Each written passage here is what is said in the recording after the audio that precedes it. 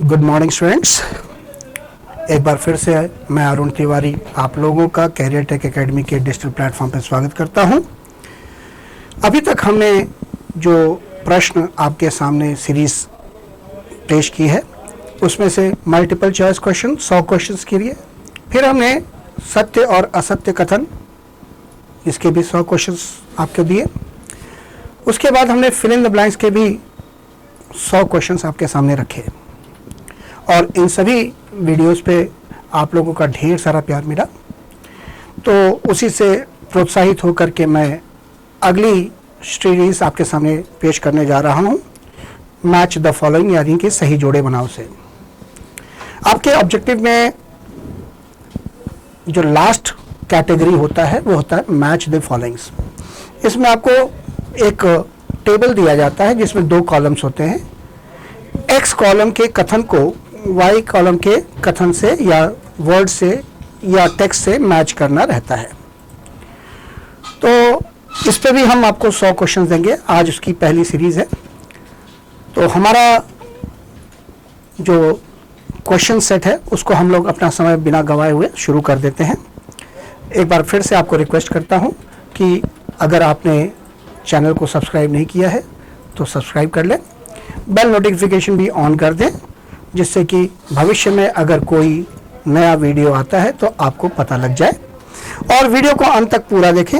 अगर आपको पसंद आए तो उसे लाइक भी करें, और अगर आपको हमारे बताए गए किसी भी सॉल्यूशन से ऐतराज़ है तो उसको कमेंट में बताइए। हम निश्चित तौर पे उसके बारे में आपसे चर्चा करेंगे। मैं आपको संतुष्ट करने का पूरा प्रयास करूंगा। तो चलिए हम लोग अपने वीडियो पे आगे बढ़ते हैं। हमारा पहला प्रश्न है, आप देखेंगे यहाँ पर प्रश्न रखूंगा मैं और यहाँ पे उसके विकल्प हैं। तो पहले विकल्प सारे एक बार पढ़ लेते हैं, फिर प्रश्न को पढ़ते जाएंगे, उसको किस विकल्प से मैच होना है जल्दी से हमें पता लग जाएगा। हमारे जो विकल्प दिए हैं इसमें पहला दिया है रैंडम एक्सेस मेमोरी, दूसरा विकल्प है डेसिमल, तीसरा विकल्प है नैनो सेकेंड्स और पाइको सेकेंड्स। कुछ लोग इसको पिको सेकेंड्स भी पढ़ते हैं, तो ये आपके ऊपर है आप कैसे पढ़ रहे हैं। नेक्स्ट है रजिस्टर्स, अगला है एसक्यूएल कमांड्स, उसके बाद अगला है मार्क 1 जो हमारे पहले कंप्यूटर की बात हो रही है। नेक्स्ट अगला है अर्थमेटिकल एंड लॉजिकल यूनिट, फिर हमारा अगला है ऑरेकल, फिर American Standard code for information interchange, उसके बाद रीड ओनली मेमोरी, फिर हेक्साडेसिमल, फिर उसके बाद हार्ड डिस्क, और आखिरी ऑप्शन है the main circuit board of a micro computer का मुख्य सर्किट बोर्ड। तो ये हमारे पास कुल 13 विकल्प दिए हैं। अब इन 13 विकल्प से हमें 10 क्वेश्चंस को मैच करना है। हमारे क्वेश्चंस यहाँ पे एक्स में दिए होंगे। हमने 2-2 क्वेश्चंस को एक साथ लिया है जिससे कि हम आसानी से आपको समझा सकें। वहां पे तो पूरा ऐसे यहाँ पे 10 दिए रहेंगे, यहाँ पे 14 दिए रहेंगे। इन 10 को आपको इन्हीं में से मैच करना रहेगा, ठीक है। बट हमने आपको समझाने के लिए, पढ़ाने के लिए इस तरह से दे रखा है। अगले क्वेश्चन में फिर 2 क्वेश्चन आएंगे, अगले स्लाइड पे फिर 2 क्वेश्चन आएंगे। इस तरह से मैंने इसको कवर करने की कोशिश की है। चले, हमारा पहला प्रश्न है, a super computer speed is measured in. Super computer की गति को मापा जाता है। ध्यान रखिए, सुपर कंप्यूटर की स्पीड सबसे ज्यादा होती है, तो इनकी गति को प्रति नैनो सेकेंड या प्रति पिको सेकेंड्स में नापा जाता है। तो हमने अभी ऐसा कुछ विकल्प पढ़ा था, हाँ ये है सी। तो इसका सही आंसर होगा सी, ठीक है ना। यानी कि हमारा क्वेश्चन नंबर 1 का सही आंसर है। अगले प्रश्न की ओर चलते हैं। ALU स्टैंड्स फॉर, ALU का पूर्ण रूप है। अब ALU का पूर्ण रूप आप लोगों ने पढ़ा हुआ है, अरिथमेटिकल एंड लॉजिकल यूनिट। तो इसका सही आंसर होना चाहिए अरिथमेटिकल एंड लॉजिकल यूनिट। ये हमारे पास जी विकल्प में दिया हुआ है, तो यानी इसका सही आंसर होगा जी।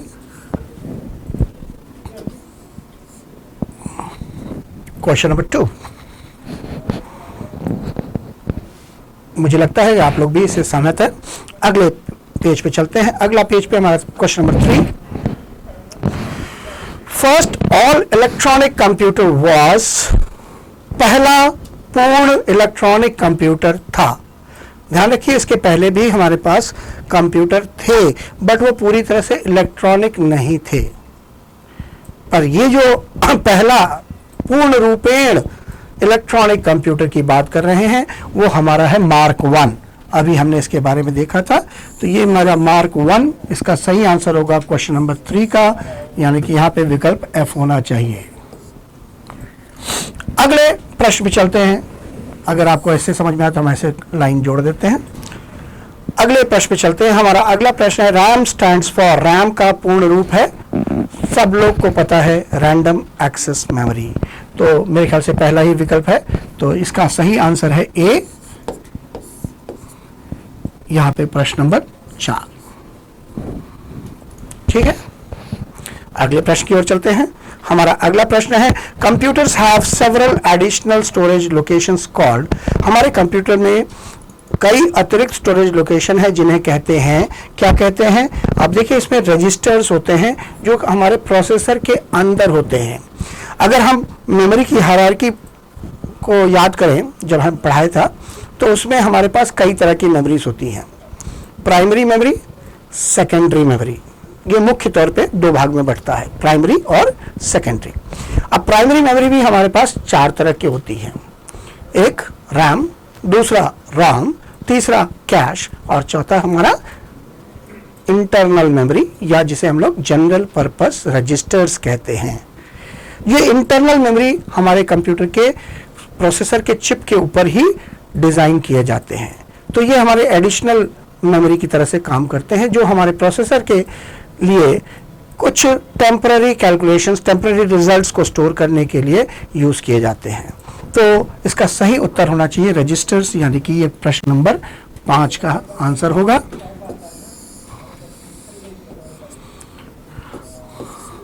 और अगला प्रश्न है आस्काई स्टैंड्स फॉर, आस्काई का पूर्ण रूप क्या है?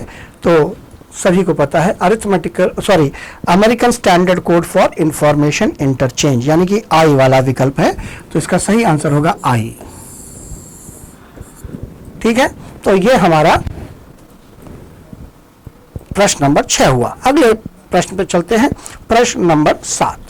हमारा प्रश्न नंबर 7 कहता है number system we use for our day to day activities. ठीक है, अपनी रोजाना के दिनचर्या में जिस नंबर सिस्टम का उपयोग हम करते हैं उसे कहते क्या है? हम लोग decimal number system daily use करते हैं, तो दशमलव प्रणाली। तो इसका सही आंसर होगा डेसिमल, यानी कि इसका आंसर हुआ बी। ठीक है, अगला सेलेक्ट इज, सेलेक्ट इज, अब ये किससे मैच होगा ये देखने वाली बात है। अगर ध्यान से देखा जाए तो इसमें से कुछ आपको ऐसा नहीं लग रहा होगा, बट अगर आप लैंग्वेज की बात करें तो हमारे पास एक लैंग्वेज ऐसा होता है जिसमें एक स्टेटमेंट होता है जिसे कहते हैं सेलेक्ट, और वो है हमारा SQL, sequel, structured query language. Structured query language में हम डेटाबेस से इंफॉर्मेशन को एक्सेस करने के लिए सेलेक्ट क्वेरी लिखते हैं। तो सेलेक्ट स्टेटमेंट हमारा एक SQL कमांड है, तो इसका सही आंसर हुआ SQL कमांड E।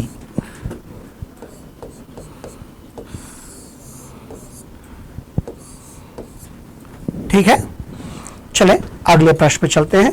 हमारा अगला प्रश्न, प्रश्न नंबर 9, पॉपुलर RDBMS, यानी कि इनमें से कोई ऐसा विकल्प है जो हमारा एक पॉपुलर RDBMS है, और वो हमारा है Oracle। Oracle is one of the most popular RDBMS। ये आज के डेट में सबसे ज्यादा पॉपुलर RDBMS है। ठीक है, तो हमारा सही आंसर हुआ Oracle। Question number 10, motherboard. Motherboard हमारा वो मेन सर्किट बोर्ड होता है जिसपे बाकी सब कंपोनेंट्स अटैच किए जाते हैं। तो इसका सही आंसर होगा M, यानी कि क्या the main circuit board of A micro computer, micro computer का मुख्य सर्किट बोर्ड। ठीक है, अगले प्रश्न की ओर हम लोग चलते हैं। हमारा अगला प्रश्न है निबल, निबल क्या है? ये 4 बिट का एक निबल होता है, तो यानी कि आधा बाइट।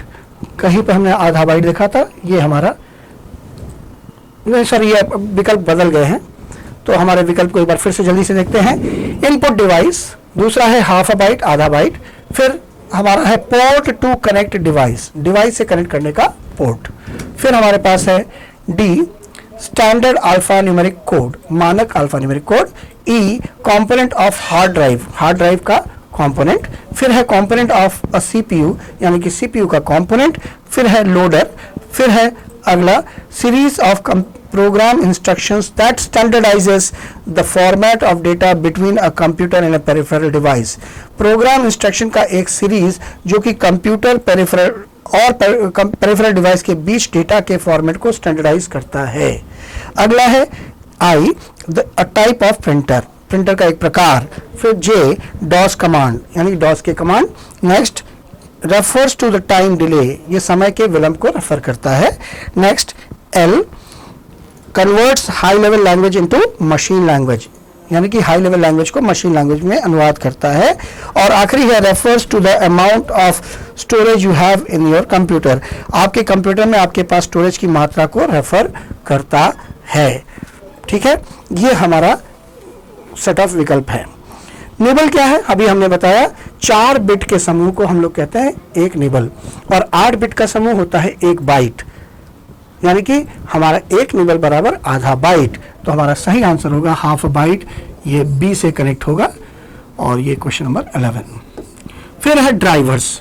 ड्राइवर्स क्या होते हैं? वो प्रोग्राम्स होते हैं जो आपके ऑपरेटिंग सिस्टम को बताते हैं कि किसी पर्टिकुलर डिवाइस से कैसे इंटरेक्ट करना है, यानी कि ये हमारा एच वाली बात है, series of programs instruction that standardises the format of data between computer and peripheral device, computer और पेरिफेरल डिवाइस के बीच में डेटा ट्रांसफर के फॉर्मेट को स्टैंडर्डाइज करते हैं, तो हमारा सही आंसर होगा एच। ठीक है, चलें, ये हमारा प्रश्न नंबर 11 और 12 हुआ। अगले प्रश्न की ओर चलते हैं। अगला प्रश्न हमारा है मेमोरी। मेमोरी क्या है? हमारे कंप्यूटर में कितनी स्टोरेज की कैपेसिटी है, दैट इज योर क्या मेमोरी, तो ये हो गया एम। अगला देखते हैं लेटेंसी। लेटेंसी मतलब विलंब, तो अभी हमने विलंब का एक देखा था, यहाँ पे कौन सा? Refers to the time delay, समय के विलंब को रेफर करता है, यानी कि ये हमारा हो गया के। ठीक है, अगले प्रश्न की ओर चलते हैं। हमारा अगला प्रश्न यानी कि प्रश्न नंबर 15, जॉयस्टिक। जॉयस्टिक से हम लोग गेम खेलने जैसा काम करते हैं, ये कंप्यूटर को इनपुट देने का काम आता है, तो इसका सही आंसर होगा input device A. Then you have ASCII. ASCII का फुल फॉर्म है American Standard Code of Information Interchange, और आस्काई क्या है? ये एक स्टैंडर्ड है, किसी भी कैरेक्टर के अल्फा न्यूमेरिक कोड को रिप्रेजेंट करता है। तो इसमें देखिए कौन सा हमारा चलेगा, half a byte, port to connect, standard alpha numeric code यानी कि डी, तो हमारा ये आ जाएगा डी से कनेक्ट होगा। Is that clear?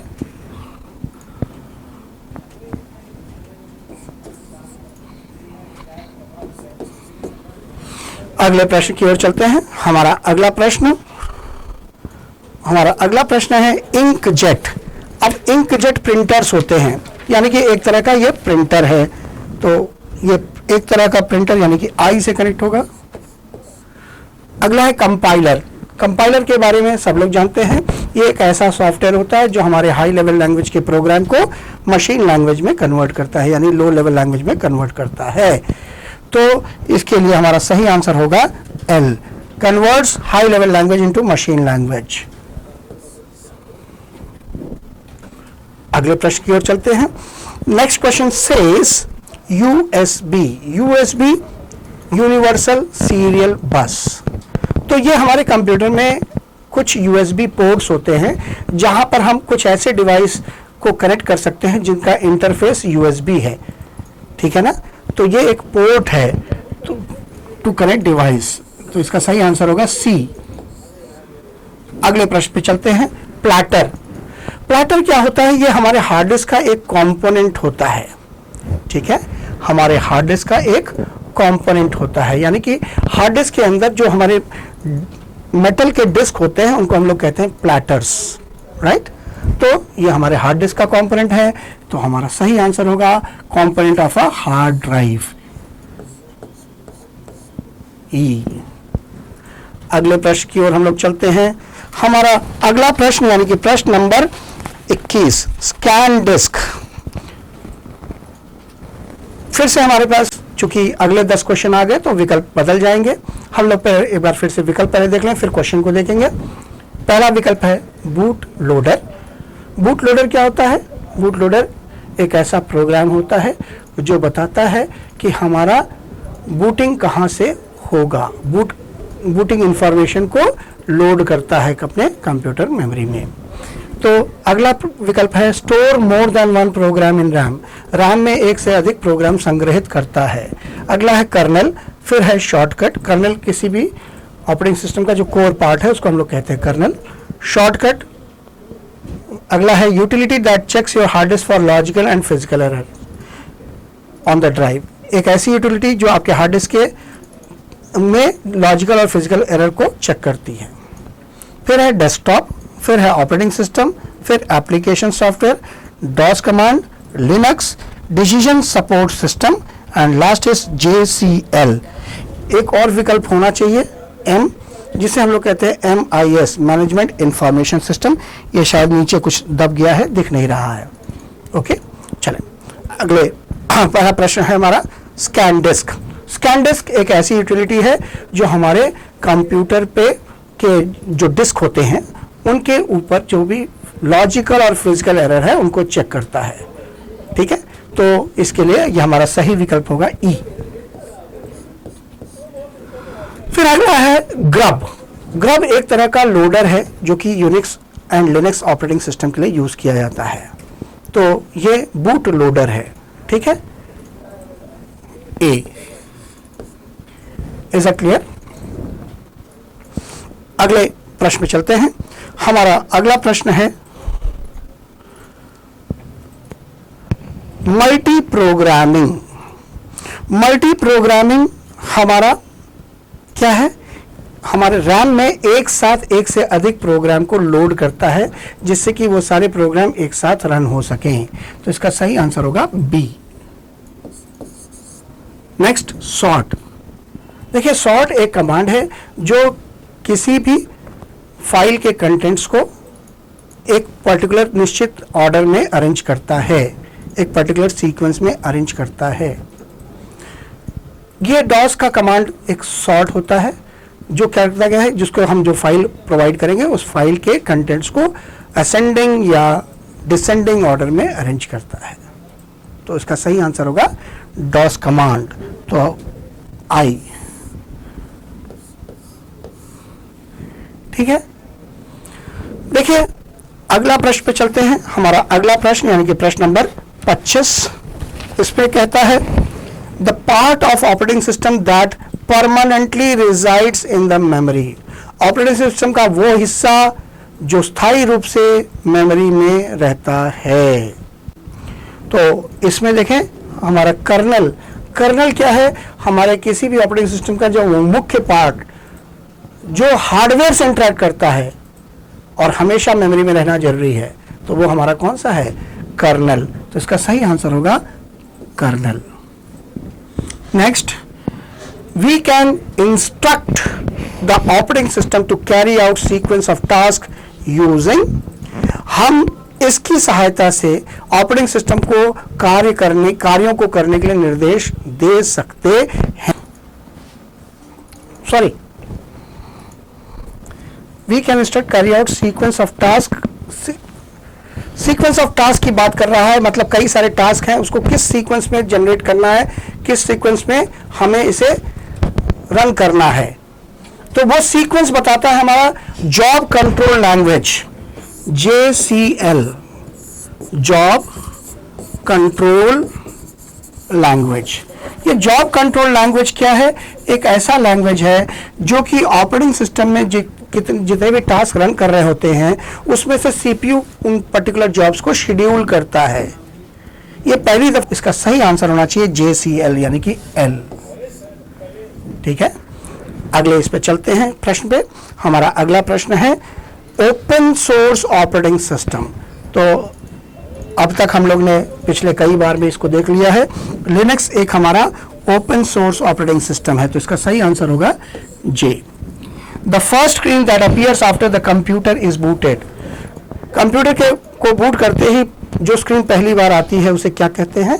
वो हमारा कहते हैं डेस्कटॉप। तो इसका सही आंसर होगा डेस्कटॉप। अगले प्रश्न में चलते हैं। हमारा अगला प्रश्न है question number 29। The icon with an arrow on Windows desktop. Windows desktop पे जो आइकन जिसके साथ एक तीर का निशान, एरो का निशान लगा रहता है, उसे हम लोग कहते हैं शॉर्टकट्स। ठीक है ना, हमारे पास दो तरह के सिंबल्स होते हैं, एक होते हैं आइकन्स और दूसरे होते हैं शॉर्टकट्स।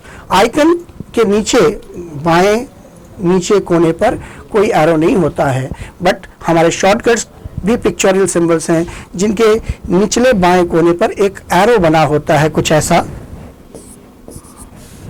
इसे हम लोग कहते हैं शॉर्टकट्स। तो इसका आंसर होगा शॉर्टकट। अगला है लिनक्स। लिनक्स क्या है? एक ऑपरेटिंग सिस्टम है, तो ये इसका सही आंसर होगा जी। अगले प्रश्न पे चलते हैं। अगला प्रश्न यानी कि प्रश्न नंबर 31। ls-l। ls-l ये एक यूनिक्स का कमांड है। अच्छा, ये हमारा अगला 10 क्वेश्चन का सीरीज है, इसलिए विकल्प बदल गए होंगे, तो इसको देखते हैं हम लोग। पहला इसमें विकल्प है MKFS, ये भी यूनिक्स का कमांड है मेक फाइल सिस्टम के लिए। दूसरा है कर्नल। कर्नल हमारा किसी भी ऑपरेटिंग सिस्टम का जो कोर पार्ट है, जो हार्डवेयर से इंटरेक्ट करता है। नेक्स्ट है विंडोज। विंडोज ऑपरेटिंग सिस्टम के बारे में आप लोगों ने सुना है। शेल। शेल क्या है? हमारे ऑपरेटिंग सिस्टम का पार्ट है। लिनक्स ऑपरेटिंग सिस्टम या यूनिक्स ऑपरेटिंग सिस्टम का वो पार्ट है जो यूजर से इंटरेक्ट करता है, और शेल आपके कर्नल से इंटरेक्ट करके क्या करता है? हार्डवेयर से अपना काम करवाता है। यानी यूनिक्स में यूजर इंटरेक्ट करेगा शेल से, शेल इंटरेक्ट करेगा कर्नल से, और कर्नल इंटरेक्ट करेगा हार्डवेयर से। ठीक है, तो हमारा शेल हो गया। फिर है यूनिक्स, ऑपरेटिंग सिस्टम की बात कर रहे हैं। लिनक्स ये भी एक तरह का ऑपरेटिंग सिस्टम है, ये हमारा ओपन सोर्स है। अगला है मल्टी प्रोसेसिंग ऑपरेटिंग सिस्टम। फिर है a small initialization program to start up your computer. Computer शुरू करने के लिए एक छोटा सा इनिशियलाइजेशन प्रोग्राम। अगला है ऑपरेटिंग सिस्टम। फिर है मल्टी प्रोग्रामिंग ऑपरेटिंग सिस्टम। फिर है मल्टी यूजर ऑपरेटिंग सिस्टम। फिर है command to get long listing of files in Linux. Linux में फाइलों की लंबी सूची प्राप्त करने के लिए कमांड। और आखिरी है सिंगल यूजर ऑपरेटिंग सिस्टम। तो अभी जो हमने प्रश्न पढ़ा ls-l, वो क्या है? यूनिक्स का एक कमांड है जो कि करंट डायरेक्टरी में जो लिस्ट ऑफ फाइल्स हैं उसको दिखाता है, और -l ऑप्शन होता है लॉन्ग लिस्टिंग के लिए, यानी कि केवल फाइल का नाम नहीं, उसके साथ और भी डिटेल्स बताता है, जैसे फाइल एक्सेस परमिशन, फाइल के ओनर का नाम, फाइल के ग्रुप ओनर का नाम, फाइल के लिंक, फाइल की साइज, फाइल का date and time of last access. ठीक है, ये इतनी सारी डिटेल्स बताता है लॉन्ग लिस्टिंग में। अगर आपने सिंपली ls कमांड दिया तो केवल फाइल का नाम दिखाता है। तो इसका सही आंसर होना चाहिए ये, command to get long listing of files in Unix. तो इसका सही आंसर हो गया L। अगले क्वेश्चन पे चलते हैं। What command do you use to create Linux file system? अभी हमने पढ़ा विकल्प MKFS, मेक फाइल सिस्टम। तो इसका सही आंसर होना चाहिए MKFS, यानी कि विकल्प नंबर A। ठीक है, चलिए अगला प्रश्न, प्रश्न नंबर 33। अ बूटस्ट्रैप इज, एक बूटस्ट्रैप है, ये एक छोटा सा प्रोग्राम है जो इनिशियलाइजेशन के वक्त बताता है कि हमें अपनी बूटिंग की फाइलों को कहां से लोड करना है। ठीक है ना, तो ये हो गया हमारा कौन सा विकल्प? स्मॉल इनिशियलाइजेशन वाला H। अगले क्वेश्चन पे चलते हैं, क्वेश्चन नंबर 4, और ये कह रहा है सिस्टम सॉफ्टवेयर। अब क्या है, कोई भी ऑपरेटिंग सिस्टम हमारा क्या होता है, सिस्टम सॉफ्टवेयर होता है। तो इसका सही आंसर होना चाहिए आई। क्या, operating system is a system software. देखिए भाई, बहुत ही आसान हो जाता है अगर आपने पहले से ये सारे विकल्प पढ़ लिए हैं, और अगर आपको सारे विकल्प का मतलब पता है तो प्रश्न देखते ही आपको आंसर तुरंत स्ट्राइक करेगा। ठीक है, चलिए अगले प्रश्न पे चलते हैं। प्रश्न नंबर 35 ये कह रहा है a program that constitutes the central core of a operating system. Program जो कंप्यूटर ऑपरेटिंग सिस्टम के केंद्रीय कोर का गठन करता है, बार बार हमने इसके बारे में चर्चा की है, वो है हमारा कर्नल। तो सही आंसर होगा बी। अगले प्रश्न की ओर चलते हैं। प्रोप्राइटरी ऑपरेटिंग सिस्टम, ऐसा ऑपरेटिंग सिस्टम जिसका अपना कोई एक ओनर होगा, जो किसी एक फर्म या एक व्यक्ति का प्रॉपर्टी होगा, इसको हम लोग कहते हैं प्रोप्राइटरी सिस्टम। तो प्रोप्राइटरी ऑपरेटिंग सिस्टम हमारा विंडोज है, क्योंकि ये माइक्रोसॉफ्ट कंपनी का प्रोप्राइटरी ऑपरेटिंग सिस्टम है। तो इसका सही आंसर होना चाहिए विंडोज, यानी कि सी। ओके, अगले प्रश्न की ओर हम लोग चलें। हमारा अगला प्रश्न है प्रश्न नंबर 37। प्रश्न नंबर 37 कहता है ओपन सोर्स ऑपरेटिंग सिस्टम। इनमें से कौन सा ओपन सोर्स ऑपरेटिंग सिस्टम है? आपको देखते ही समझ में आना चाहिए, लिनक्स। एफ इज, यानी कि Linux is an open source operating system. Open source operating system वो ऑपरेटिंग सिस्टम होता है जिसके कोड को आप फ्रीली नेट से डाउनलोड कर सकते हैं, उसमें अपने हिसाब से चेंजेस कर सकते हैं या करवा सकते हैं। राइट, अगला प्रश्न है हमारा question number 38। An interface to interact with operating system. Operating system से इंटरैक्ट करने का इंटरफेस, अभी हमने चर्चा की थी शेल। यूजर किससे इंटरैक्ट करता है? शेल से। शेल किससे इंटरैक्ट करता है? कर्नल से, और कर्नल हार्डवेयर से। यूजर डायरेक्टली हार्डवेयर से नहीं इंटरैक्ट कर सकता, यूजर डायरेक्टली कर्नल से इंटरैक्ट नहीं कर सकता। तो शेल के माध्यम से यूजर अपना कमांड या प्रोग्राम को एग्जीक्यूट करने के लिए इंस्ट्रक्शन देता है। किसको?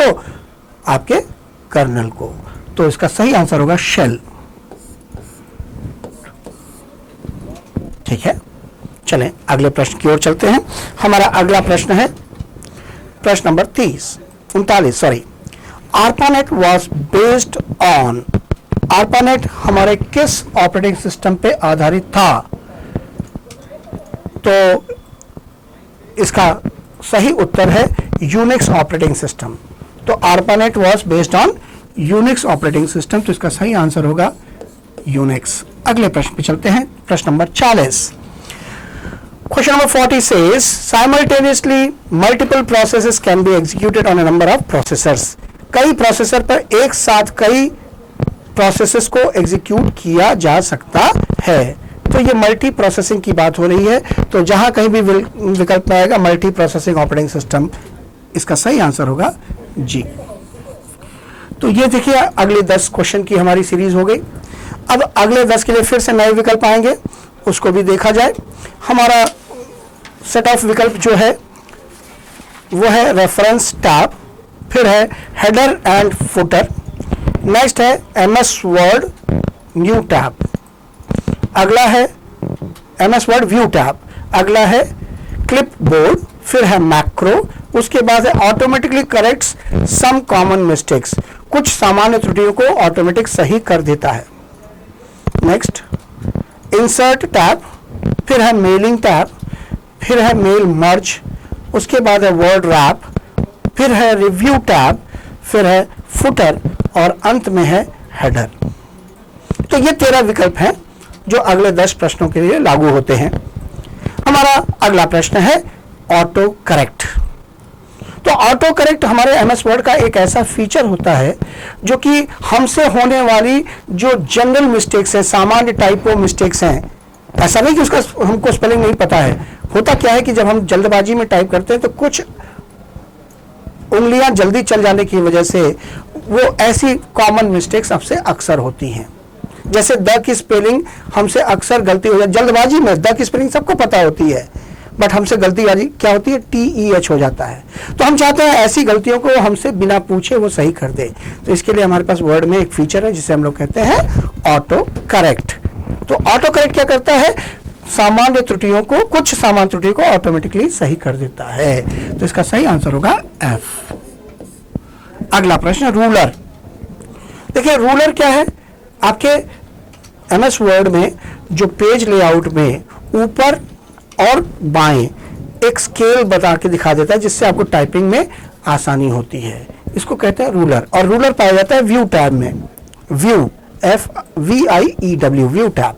तो माइक्रोसॉफ्ट वर्ड के व्यू टैब में, यानी कि इसका सही आंसर होगा C। ठीक है, अगले प्रश्न की ओर चलते हैं। हमारा अगला प्रश्न है 43वां, text that appears at bottom of each page. वह टेक्स्ट जो हर पृष्ठ के बॉटम पर दिखाई देता है, तल पे दिखाई देता है। तो यह है हमारा फुटर। इसका सही आंसर होगा फुटर, यानी कि L। अगले प्रश्न में चलते हैं, a temporary holding place for text, pictures और ग्राफिक्स। टेक्स्ट, पिक्चर या ग्राफिक्स को एक अस्थायी होल्डिंग की जगह। तो इसका सही आंसर होना चाहिए क्लिपबोर्ड। तो क्लिपबोर्ड हमारा विकल्प डी में है, तो इसका सही आंसर होगा डी। आप देख रहे होंगे कि इस टाइप के प्रश्न को सॉल्व करना ज्यादा आसान होता है, बट कभी कभी ऐसे विकल्प आ जाते हैं जहां पे थोड़ा सा कंफ्यूजन हो सकता है। तो मेरा सुझाव यही है कि आप बहुत ध्यान से सारे विकल्प को शुरुआत में पढ़ लें, उसके बाद जब प्रश्न देखें तो उसमें देखें कि कौन सा विकल्प उसके लिए ज्यादा उपयुक्त है, ठीक है, जिससे वो मैच होगा। हो सकता है कि एक विकल्प के कई से मैचिंग हो रहे हों, बट किससे ज्यादा सटीक तरीके से मैच होता है ये आपको ध्यान देना है। अगले प्रश्न पे चलते हैं, प्रश्न number 45। It is an automatic placement of a word on the line. ये लाइन पर एक शब्द का स्वचालित प्लेसमेंट है। अब इसमें से कौन सा आएगा, ध्यान रखिए, अपने आप वर्ड अगले लाइन पे जा रहा है, ठीक है ना। तो इसका सही आंसर है, ऑटोमेटिक है तो यह हमारा वर्ड रैप होगा, ठीक है, जे। अगले प्रश्न पे जाते हैं। आपने वर्ड रैप के बारे में हमने लास्ट क्वेश्चन में भी बताया था। जब आपका शब्द दाहिने मार्जिन पे खत्म नहीं हो पा रहा है, टाइप करते जा रहे हैं, दाहिने मार्जिन पे खत्म नहीं हो पा रहा है, तो क्या करता है MS वर्ड, उस शब्द को ऑटोमेटिकली बिना किसी इंटरवेंशन के अगले लाइन पे ले जाता है। इसी फीचर को कहते हैं वर्ड रैप। तो सही आंसर है word rap. In word processing number if commands can be combined through, number of commands can be combined through. Word processing में कई कमांड्स को इसकी सहायता से कंबाइन किया जा सकता है। तो इसका सही आंसर है मैक्रो। मैक्रो एक ऐसा फीचर है जो कई कमांड को कंबाइन करके एक कमांड में बदल देता है, ठीक है ना। तो इसका सही आंसर होगा मैक्रो, ई। अगला प्रश्न, प्रश्न number 47। The tab in which the word art option is available. MS word के किस टैब में हमें वर्ड आर्ट मिलता है। वर्ड आर्ट क्या होता है, ये एक ऐसा फीचर होता है जो शब्दों को आर्टिस्टिक तरीके से बड़ा करके या उसमें शैडो लगा के इस तरह से लिखने की फैसिलिटी देता है। तो इसका सही आंसर है इंसर्ट टैब। तो इंसर्ट टैब हमारे पास जी में है, तो इसका सही आंसर होगा जी। अगला है mail merge is present in. Mail merge मौजूद है, बहुत आसान सा है। इसका सही आंसर होगा merge tab, sorry mailing tab. Mailing tab में है तो इसका सही आंसर होगा एच, एच यानी कि मेलिंग टैब। अगले प्रश्न में चलते हैं। हमारा आखिरी प्रश्न है, अभी दो प्रश्न बचे हैं, 49वां और 50वां। और अगला प्रश्न है, in Word document if you want a similar text to appear at the top and bottom of every page. अगर एक वर्ड डॉक्यूमेंट में यदि आप प्रत्येक पृष्ठ के शीर्ष और तल पर एक समान टेक्स्ट चाहते हैं तो आप क्या सेट करेंगे? Answer is header and footer. तो हेडर एंड फुटर हमारे पास बी ऑप्शन में है, तो इसका सही आंसर होगा बी। अगले प्रश्न की ओर चलिए।